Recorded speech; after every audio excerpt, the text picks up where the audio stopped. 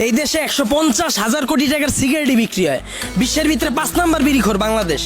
এই দেশে মানুষ 20 কোটি, স্মার্টফোন চালায় 23 কোটি, বাইক চলে 30 লাখ, প্রাইভেট কার চলে 50 লাখ। এই দেশ আবার গরিব হয় কেমনে? ওই বেটা, যারা গরিব ওরা গরিবই আছে, আর যারা বড় লোক ওরা বড় লোকই হইতাছে। এমনি দেশ চললে সবাই তো না খেয়ে মরবো। হালার ঘরে হাল্লা 1974 সালের পর থেকে এখন পর্যন্ত কেউ না খায় মরছে? তুই তো নিজের বুকে হাত দিয়ে কইতে পারবি এখন পর্যন্ত কোনো একবেলা না খায় রইছস?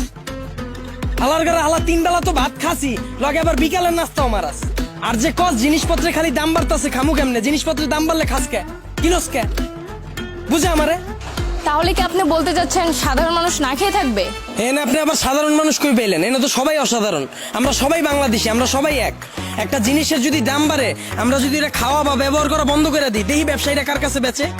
যখনই আমরা খবর পাই কালকে থেকে পেঁয়াজের কেজি 20 টাকা বেড়ে যাবো, ওই দিনই যাই আমরা দোকানে ভিড় করে আলাই। তো দোকানদারও তো আমরা বুঝেই দিতাছি পেঁয়াজের কেজি 20 টাকা হোক আর 2 লাখ টাকা হোক, আমরা কিনা খামুই। যেটা মার্কেটে চাহিদা বেশি থাকবে ওটার দাম তো বাড়বেই। আমরা যদি সিদ্ধান্ত লই আমরা খামু না, ব্যবসায়ীরা বেচবো কার কাছে?